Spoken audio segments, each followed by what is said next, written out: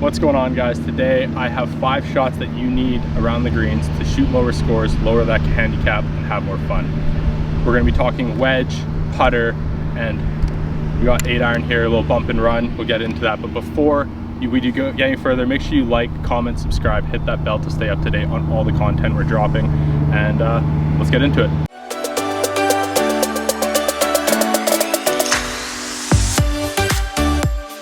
All right, so the first shot we're going to talk about, you've just missed the green. You have 2-3 feet of fringe, sometimes more. If it's a good lie, nice grass, not Bermuda or really soggy or anything your way, I want you to grab the putter. I mean, it's a way easier shot. I see so many people grabbing their 8-iron to bump it, or even their lob wedge to hit a spinny chip or something. Don't complicate this shot. It's really simple. You just play it like a normal putt. You don't change anything. You don't change the read, because when you hit a putt, most of the speed is in that first bit. So it really isn't going to react much different than a regular putting green. So I want you, next time when you miss that green, go grab the putter. You're going to make this shot way easier and avoid that big number. Is it going? You looking sexy. All right. So the next shot is when you have a little too much fringe, maybe a little bit of rough, or it's a long distance away, so you can't putt it. I want you to grab your 7 or 8 iron.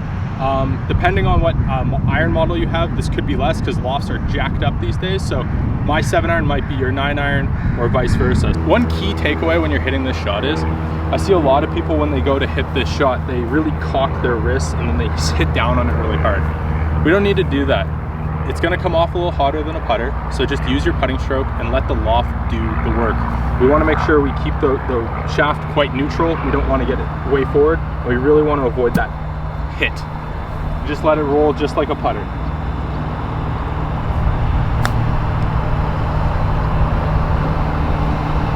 This is a really easy shot, and most people just overcomplicate it. Think of it like a putting stroke, and you're going to hit these shots really close. It's not going to come off hot. You're going to have more fun around the greens. All right, so when we miss greens, we're not always going to have a great lie where we can bump it or putt it. So this is when you get your lob wedge out. If it's sitting down in the rough, this is a key shot we need. We obviously can't put spin on it, so we have to stop it with some height to get it close. We can't have it coming out low. So how we're going to play this shot is you're going to get that ball middle of our stance, slightly back, just for contact purposes. We're going to open the face up just a bit. We're going to keep our weight left. We're going to hit down on that ball and it's going to pop up. At this point, it's not about close, we want to get it on the green. But if you need a little height, we don't want to put it way up in our stance and try to flop it. We're going to let the loft do the work. So it should look something like this. Get that face slightly open, exposed to bounce, get that weight left. Now we're going to hit down. It's going to pop up nice and soft and land on the green. Just like that. This is probably one of the easiest ways to hit this shot. Keeping the ball slightly back and letting the loft do the work versus putting it up in your stance makes contact more consistent. And you know, at the end of the day, if we can have consistent contact, we're going to have consistent shots. Now, there's one other key thing here is we have to make sure we're accelerating through. If you stop or don't be aggressive through that ball, it's not going to get up in the air. You're going to knock it just in front of you. So this is a shot to practice. You don't always need it, but it is something you need to have in the bag. So one key thing when playing this shot that I see most people do is, we're not trying to hit a flop, we're just trying to hit like a higher, softer little chip shot out of the rough because it's sitting down. I see so many people try to flip their hands to add loft. We really don't need to do that. We're going to open it slightly, and then you are going to maintain that loft. Where people, when they scoop it, when they do that, your contact's going to be all over the place. And the big thing we want to avoid is it landing short. We want to make sure we at least get it on the green. So again, with that ball slightly back in our stance, open up the face a tiny bit, not a lot, get that weight left. And now when we hit it, we want to maintain that loft. We don't want to scoop it. So this shot really isn't that hard. People just overcomplicate it. So you're going to get here, you're going to hit down on the ball, and it's going to pop right up. Don't overcomplicate this shot, and don't flip those hands. And the next shot we're faced with is that tight pitch around the greens. Again, it's very similar to the previous shot out of the rough. What we want to do is we want to make sure that ball is set up, again, slightly in our back of our stance. We're not trying to hit a high flop shot. That's not a shot you need to shoot low scores. We're going to play it slightly back in our stance. Again, we're going to get that weight on our left side. We're going to open the face a tiny bit, and I mean a tiny bit. Keep it there, and then we're going to keep this shaft very neutral throughout the swing. I don't want a bunch of wrist hinge.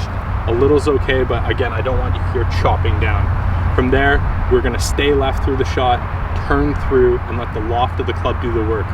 No flippy hands on this one, okay? So get left, slightly open, stay there through the whole shot, and it'll look something like this.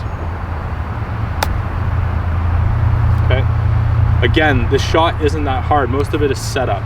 And again, avoid chopping down on the ball, all right?